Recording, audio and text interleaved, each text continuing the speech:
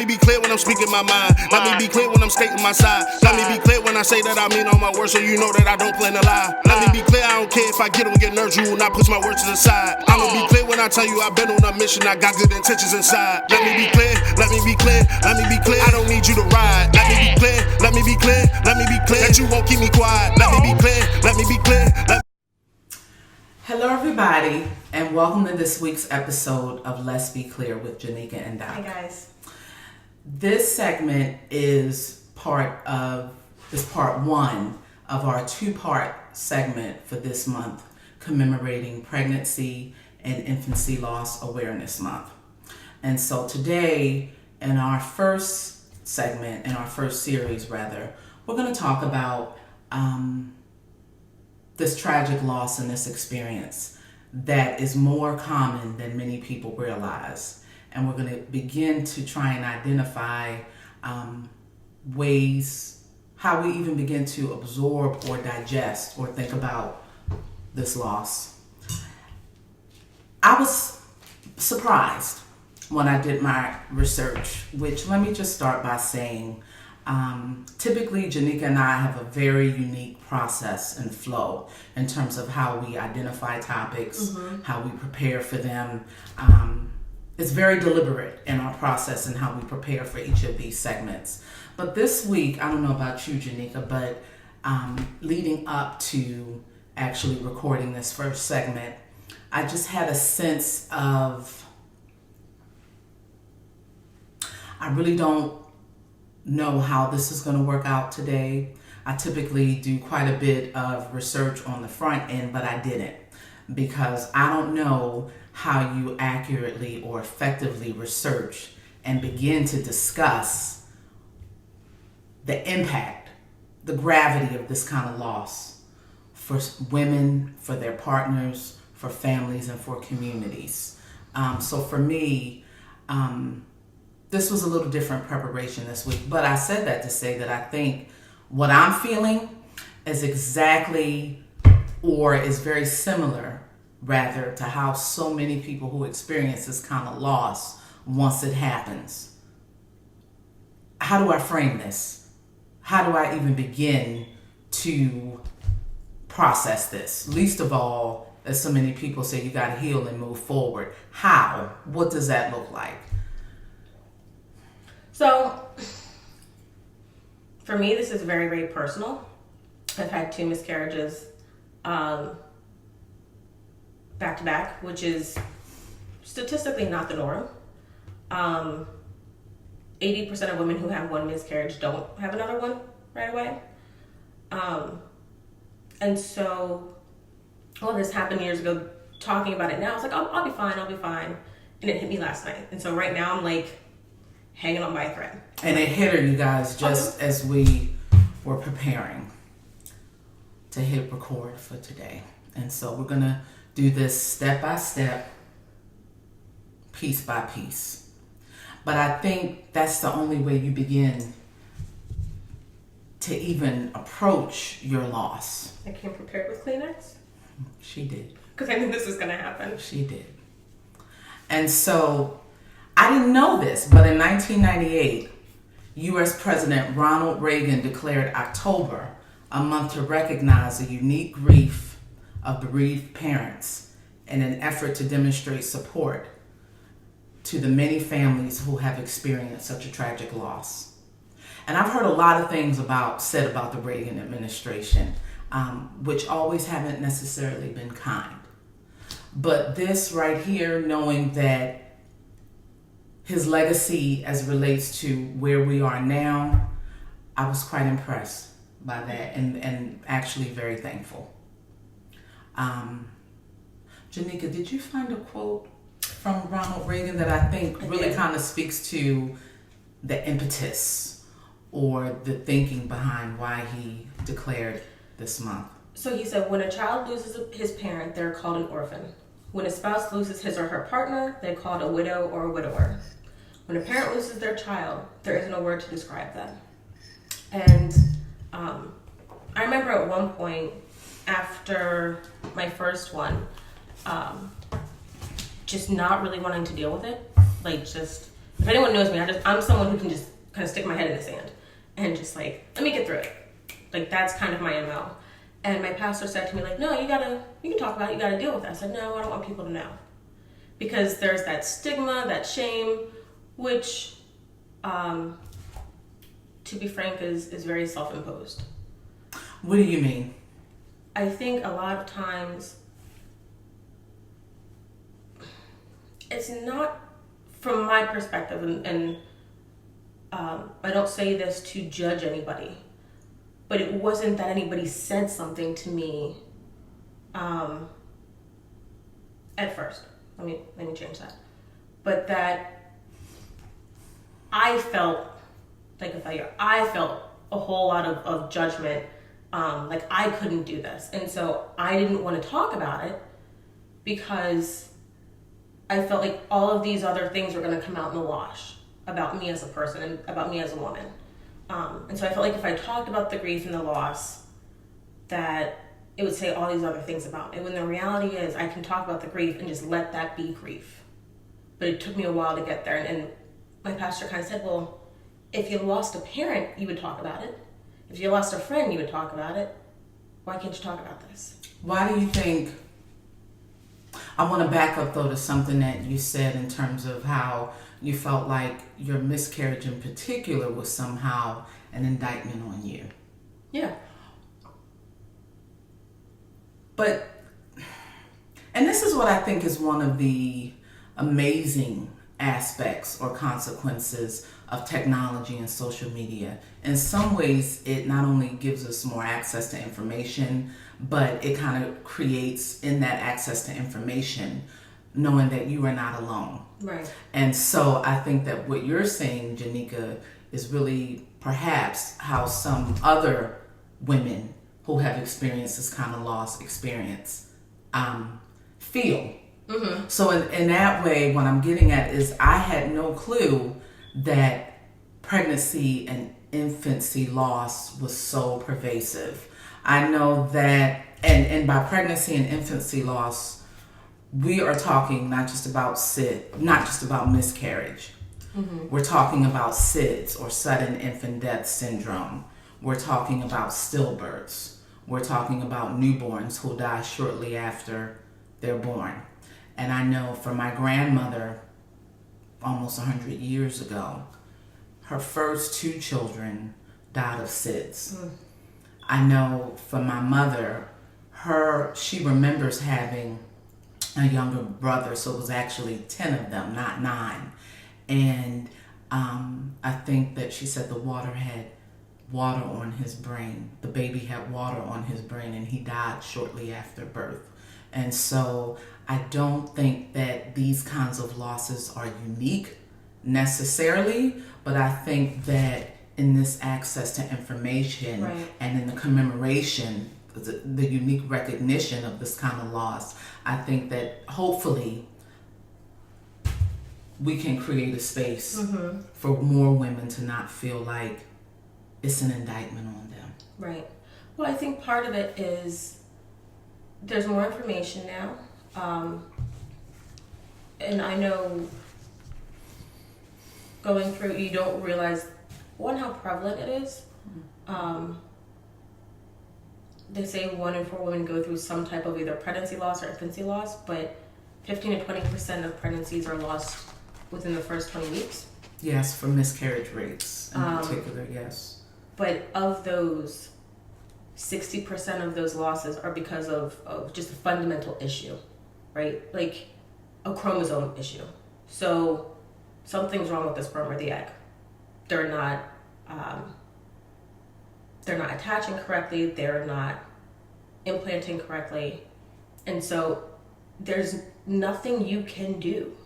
But how does that, so, because I remember you and I talked about this, mm-hmm, before, and a while ago, and you said, but Doc, when a miscarriage happens, it feels like it's happening inside of me. Yeah. And it feels like there's something wrong with me.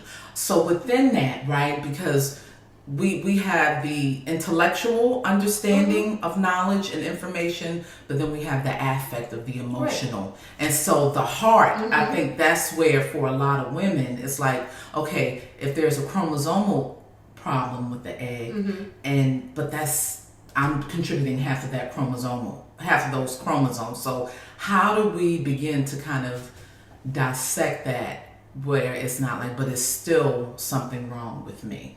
I think even before you get to that point, before most people even know the statistics about that, it's this idea that this conditioning that I'm outside of what I believe my purpose in life is. We're conditioned to have children. We are taught that is a very large part of why we're here. Be fruitful and multiply the earth. Right. And regardless if you want to or not, that is part of your calling as a woman. That is typically how many of us are indoctrinated. Right. That's how we're raised. Right. How we are raised to think about once we get our menstrual cycles, all of that. Right. Like that is the peak defining moment. Right. And there's this idea that even, depending on your family system and how sex is talked about, it's for procreation. It's not for your pleasure, it's for procreation. And this kind of idea that then when you can't, or if something happens, it's your fault. You're not good enough. Because your whole purpose and job here is to have a baby. And if you can't, you did something wrong. And regardless if you know the facts or not, that is the first thing that kind of comes into play. It's like, what did I do wrong? And I think for a lot, how did you get through that? Or how are you getting through that? Because I think that's still part of the narrative and the background noise for a lot of women who experience pregnancy and infancy loss. How do you begin to differentiate that? I felt a lot of blame at first. I mean, I was relatively healthy. I could stand to lose some weight, but healthy. I mean, I worked out, but you work out too much. No, don't lift too heavy. Don't do this. Don't be too stressed. Don't work too hard. And it's like, this doesn't make any sense. There are people, and this is a hard one for me, y'all, and not exactly very PC, but there are people who are just not healthy, and I'm trying to be PC, who are not healthy, who make very poor life decisions, and have a plethora of children. Just pop one out every 5 seconds. Janika and I have worked, and I continue to work with a lot of those folks, in terms of my work, forensic, working with people in and out of jails and prisons. So we see a lot of people who do a lot of crazy things to their bodies, particularly related to substance abuse. And their fertility is strong. So then do we sometimes kind of feel like, okay, God, what kind of joke is this you're playing on me? It makes me think some bull. Like, I'm trying to be PC, but I'm trying to be as authentic with y'all as I can be right now, because it's frustrating. Because, and I'm sure some of y'all can understand this, you kind of do what you're supposed to do, take care of yourselves, and yet then you have this struggle, and it doesn't make sense, and you don't understand it, and you have to then reconcile this outside of other people and other relationships. It becomes a very personal struggle. What do you mean it becomes a very personal struggle? My faith took a hit. Because it's like, God, are you really playing a joke on me? Right. And then I would go to church and other people want to pray for me. They want to, don't touch me. Don't pray. Leave me alone. I'm a very private person in a lot of ways. So, and so then it sounds like people then are making further assumptions about how you're feeling or about how you should respond. Right. So, it's all of these assumptions that people put on top of us and that we then buy into ourselves. Right. And that's where I felt the stigma. I didn't really feel it until it became this, let me pray for you. I mean, times where I didn't even want prayer, folks would come up and just touch my stomach and pray for me. I'm like, that is so invasive. So invasive. And So for me, I had to. Did you feel like that kind of reinforced in some ways without them necessarily intending it to be? But to me, that feels like that's reinforcing the message that there's something wrong with you that needs to be fixed. Yes, because we're going to pray over you. There's something wrong here. We need God to intervene. Something's wrong here. And it's like, no, something isn't wrong with me. And I found myself. How can you, so when there's a loss like this, right? If there's something, for whatever reason, that your reproductive capacities in that sense, or even, for women who experience stillbirths, or, whose babies die shortly after they're born, how do we begin to tease that apart, right? Because I know as a mother, mine is 13. And not only do I feel in some ways responsible for her successes, I tend to personalize her failures or her setbacks even more. And so, I'm learning how to tease that apart. But when, for us as women in particular, because it grows on, these lives grow on the inside of us, they become an extension of us. And so then how can you begin to tease that apart to say, no, it's not something wrong with me, but if your reproductive capacities just aren't able to do that? I think for me, I had already, and again, this is in the context of church, that I was really feeling it. So I had already been feeling this idea of what is my purpose. It's bigger than this. Not that there's anything wrong with motherhood, because I think that it was something I wanted and something I do want, just in a different way now. But that is not my sole purpose. And I think we need to be careful in differentiating between birthing a child and being a mother. And the that's two the place are not synonymous. Let me Right. tell you, Janika and I both, and I continue to work with a lot of people who birth children, and that does not necessarily translate into them being a mother. And so, is that maybe one of the outcomes of your healing and your journey, almost kind of opening up your narrative, so to speak, and what motherhood may look like for you? Yes, because I feel like I was already figuring out these other parts of me and discovering, okay, this aspect of faith, this career, this who I am as a woman. And so motherhood, I already viewed it as an aspect. It wasn't the end all be all for me. It wasn't this thing I was like clinging so tightly to. I started to, because I felt like my body wasn't doing this, and I need to make it submit. So then how do we then, related to that, and I don't know if maybe that's a part of the process, but the goal is to not get stuck there. What you said, how do we then, for women who experience these kinds of losses, try to make your body submit? How do we lessen the likelihood of getting into a war with ourselves, with our own bodies, trying to force our bodies to maybe do something that maybe it just won't do? Because then that becomes still very, like, I'm blaming myself even more. I mean, to the point where I had one of those little basal thermometers. I was charting every day and scheduling things, and it was asinine for me. No judgment for anybody else, but for me, this was asinine. I was miserable. I was in a miserable life. Just everything sucked. Everything. And it was a symptom. It was a small show or example of how everything else in my life sucked. And I kind of recognized that it doesn't have to be this way. The more I fight it, the more I'm holding on so tightly. Like, my hands are bleeding. I'm holding on so tightly. Holding on so tightly to what, Janika? This image, this expectation, this, for me, this really toxic fantasy of something that just was not meant for me. In that way. So that my journey, I'm holding on to someone else's dream. For whatever reason, this was not meant for me. because no matter how hard I tried, it was not working. And I was miserable. And I looked miserable. Like, just nothing was working. And I felt like I was on autopilot. My faith sucked. My friendships, I think, like, everything in my life was just awful. And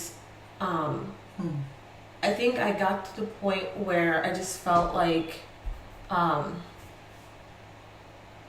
can't do this. So what helped you to get to that point? Because I think that going through the different, not only stages of grief, but then how you begin to process your loss and begin to really kind of reconcile or come to terms with some things related to your loss and related to how you see yourself. What helped you to really kind of speak to clearly, without judgment, without shame, with clarity and precision, this is where I am. This is how I'm feeling. This is what, in some ways, is self-imposed what I'm doing to myself. But allowing yourself to feel all of that, because I think part of that potential struggle, that war sometimes that you were in with yourself, it sounds like, and that war that maybe some women get into with themselves, I feel like that's a battle. And I think sometimes when you get into that kind of battle, you just spin. And, we got to be careful with the telling of our stories versus the healing through our stories. And so how did you get to that place? Because I think that's an important process. I think that's an important moment of clarity, moment of truth, but I think that's hard. I think we got to be really honest with what we want. Because and I don't know if I've ever said this to you, but I just thought about this. The way we talk about it, in terms of, am I just kind of retelling this really traumatic thing? Or am I really trying to heal from it? Am I really trying to figure out why this is so painful? Because it's traumatic and painful, and this is how we're doing it to ourselves. Am I saying it to feel something? Because you hit this autopilot part, right, where you're just numb. Everything sucks. Everything's numb. I hate everybody. Leave me alone. Almost like bitterness. Very bitter. Oh, I was bitter as hell. And you get to a point where you don't want to feel that way. But what am I doing about it? And as you're talking about telling your story, it's almost like, and it's kind of, again, not PC, but when you tell your story, are you saying it to feel something? Because if so, then it's no different than cutting yourself. So, in other words, a form of self-injury. Yeah, because then you're feeling something. And the reality is that, am I retelling it to feel the closest that I'm going to my baby? And that's hard. That is the hard part. To go to talk about it and say, I remember this moment because it's the closest I've been to my baby. That is the really shitty part. Right. But you're not doing anything to heal. That's torture. Right. And why torture yourself? I think that's where I kind of went to. It's like, I can sit here and talk about it, but then I'm just torturing myself. Like, where's... And what's the end goal of that? Because is there any other way potentially that others may feel that kind of closeness and that kind of connection? Because I think what you are describing is so important, because there's this little being that formed, and for a lot of women, as you said, Janika, 60 to 80% of miscarriages happen within the first... What was that? The 15%, 15 to 20% are within the first 20 weeks. Right. And of those 15 to 20, 60% are just chromosomal issues. So 60% of these little beings you can't do anything about. You can't do anything about. And so it's almost that's like... the hard part. It's almost like, before you even realize it, they're gone. And so I think that's important what you just described in terms of if you're telling them the story to feel connected to what was, how do you heal through that? Because I can see for some women, I can see them saying, yeah, if this is all that I have left, why would I let this go? Why would, even if it's at my own expense, even if I'm not effectively healing, even if I'm still bitter here, why would I let this go? It's kind of like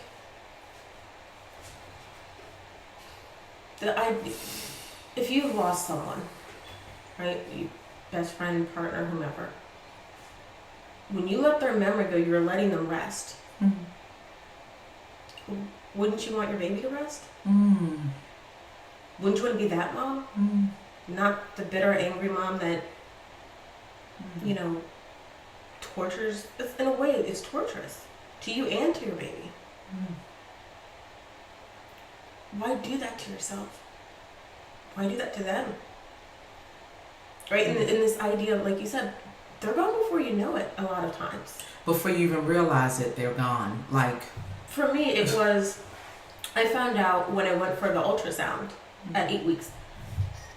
It stopped growing at 6. So I had 2 extra weeks of talking and consoling and cravings. Or what I thought were cravings anyway. I don't know. But, you know, sometimes you kind of fabricate things in your head because you're so excited. And they were gone. And that's the hardest part. Like you said, like, you know, so why not? And I'm not saying move on. I'm not saying pretend, because the reality is, and everybody talks about rainbow babies, and I think that is a beautiful way of framing that second. What's a rainbow baby? Because some of our audience may not know what that term means. A rainbow baby is the pregnancy after the miscarriage and with the second pregnancy that results in an actual child that a live birth. And I actually have several friends that have had rainbow babies, and especially in October, it's all over Facebook, and I'm not very vocal about it in October, but they share a lot of it, and I'm secretly just kind of like smiling for them.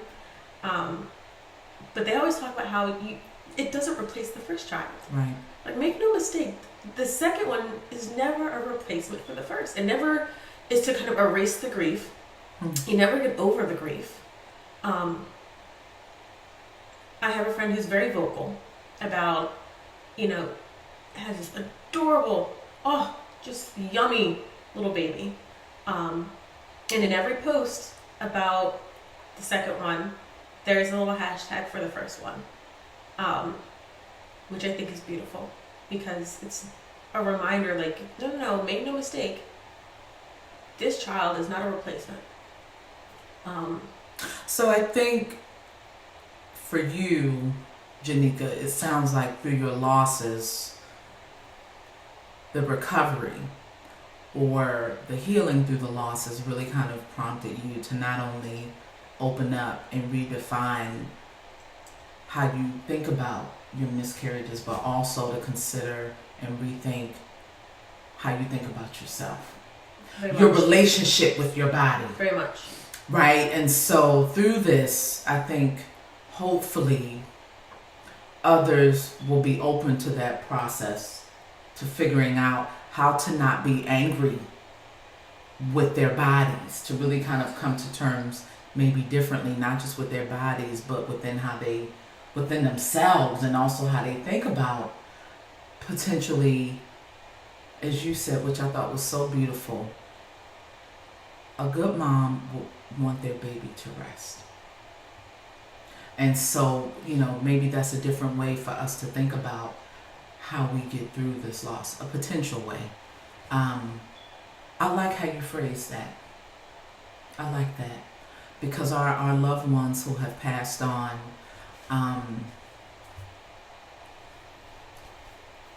right, in their memory.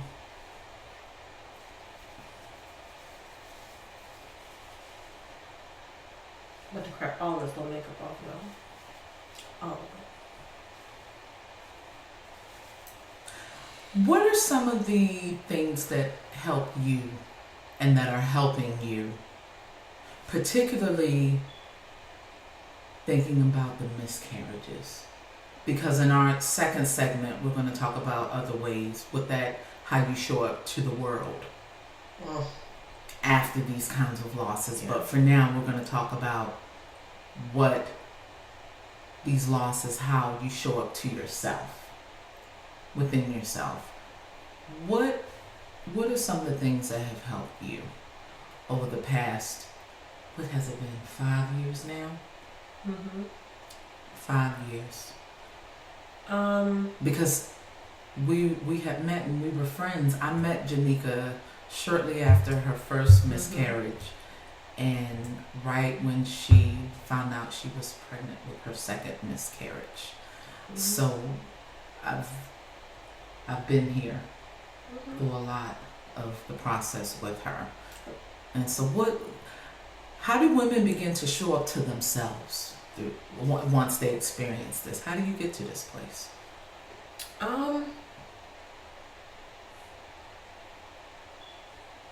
I think it's very easy to want someone else to meet your needs in this moment because you don't know what you need. You have no idea what you need. I think I was numb for a while and on autopilot. There's a good chunk of time that was just kind of a blur. Because you were numb because it was too hard to process? I just went to work, came home, went to work, came home. And then at the same time I was dealing with other stuff. So it was like, right. I couldn't even really be present for others. I mean, I would cry at the Huggies commercial. I would cry for everything. And even now, I have friends that, one of my friends is pregnant now. And a month ago, 2 months ago, did a gender reveal. And I remember feeling a lot. Like it was rough. And feeling kind of like just on the outside, kind of just watching. Not like I wasn't really participating. But even in the fact that I'm just sitting there, I still felt like I was having this out of body experience, just like watching. And I couldn't really process what I was feeling until I got home later. And so the grief hits you, but even in the moment as things were happening, feeling very autopilot, very numb. And sometimes that may be, as the grief washes over you at different moments, sometimes that may be as good as it's going to get for that moment. Yeah. Sometimes that is all you have. But to not fight that either. Like let that, I think feeling it and letting that be enough. And I think part of it is I can be, just as a personality trait, very stubborn. Yes, y'all have no clue. But I think so. As I felt a lot of stigma, I would fight it.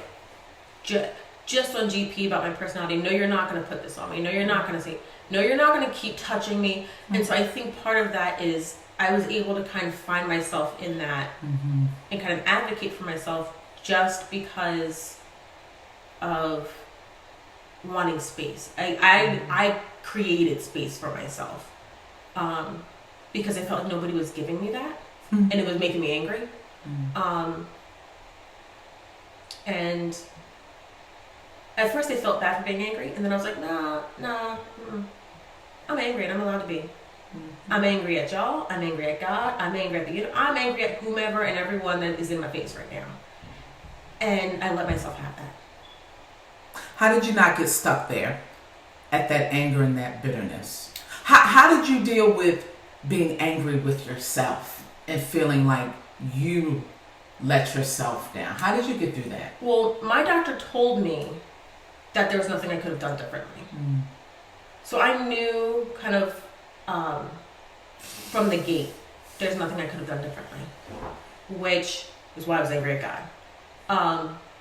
So it allowed me to kind of To a degree, I still felt it because I felt like, well, what? I don't buy that because I still should have been able somehow to override this. I don't know. That doesn't make any sense. I know, but I think logic was not the strongest in this. And that's what I'm saying, because remember, guys, I said we process information here, but the true change a lot of times, our heart, our emotions, this is, my husband said, sometimes I don't care what factually people say, belief is stronger than truth. And sometimes it really is about this and learning how to come to terms with how you're feeling. Yeah. And I can be very emotional, very sensitive, very emotive. And sometimes I just had to give myself space for that, whether I was angry or whatever. So not feeling like, in terms of your process, how you got through this, not feeling like you had to respond a certain way or kind of show up a certain way. Just allowing yourself to feel whatever it is you felt in the moment, to not fight it, to be authentic, to be real in what you're feeling, and to deal with that however it came. Right.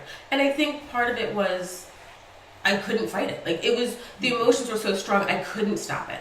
Right? Like, when the tears would come, it would come like, not like a wave, like it was like a tsunami. I've been with you through some of those waves. And it's like, in one moment I'm okay. You turn around, I am bawling. Like, literally. I'm that kind of person. I always have been. So then when it's like an extreme emotional kind of thing, I can't stop it. It's just coming. And so rather than try to hide it, I was just like, you know what? I'm not even gonna, knowing that I'm feeling some type of way, I'm not even gonna go put myself in a situation knowing that I'm feeling this way. I no longer am going to attempt to show up for some foolishness for other people knowing I feel this way. I'm just not going to do it. And I let that be enough. Right. Let it be enough. If you can't, that's fine. Right. And people will have to get with that. They will have to accept that you need space. Right. And if they won't give it, you take it. For example, I just use church as my example because at the time that was a really, really big part of my life. And there were times where I was like, I'm not going to church today. It's just not happening. And at the time my husband was like, well, what if no? What if nothing? I'll see you when you get back. Right. So even if family doesn't make room for you, you make room for you. Because they may not understand it, and I think as you do that, as you make room for yourself, people will have to understand and they have to kind of see that this is for your own healing. Right. Not for wallowing, but for healing. Right. There's a difference. There's a difference. So hopefully we have begun in our own way part of a discussion that we both believe is so important and so crucial to have, particularly by both of us being women and both of us being mental health providers. And so that's it for today. Thank you for joining us. Thank you for letting me share with y'all. Yeah. I appreciate that. We are connected. We are here together. We'll see you next week. Be kind to others, but most importantly, be kind to yourselves. Bye-bye, guys. Let me be clear when I'm speaking my mind. Let me be clear when I'm stating my side. Let me be clear when I say that I mean all my words, so you know that I don't plan to lie. Let me be clear, I don't care if I get on your nerves, you will not push my words to the side. I'ma be clear when I tell you I've been on a mission, I got good intentions inside. Let me be clear, let me be clear, let me be clear. I don't need you to ride. Let me be clear, let me be clear, let me be clear that you won't keep me quiet. Let me be clear, let me be clear, let me be clear. I don't care about the climate. Let me be clear, let me be clear, let me be clear that you all are invited. Let me be clear that I see all the violence getting so bad that it's breaking my silence. We got some leaders that's always been steering us wrong. To be honest, we need a new pilot. You need some help, I ain't talking about sirens. Hope I can bring to your life some new guidance. Lately our world has been constantly going astray. To be real, everybody been wildin'. Was I asleep? Maybe I was just drunk. How did we end up with President Trump? Was he really voted or we out of luck? Did he pay the Russians to give him a bump? Somebody just tell me I really been stuck. I've been banging my head to the point I got lumps. If you justify that, then you cracking me up. If you don't like my work, then I don't give a club. Amazon getting wild, I ain't talking about Prime.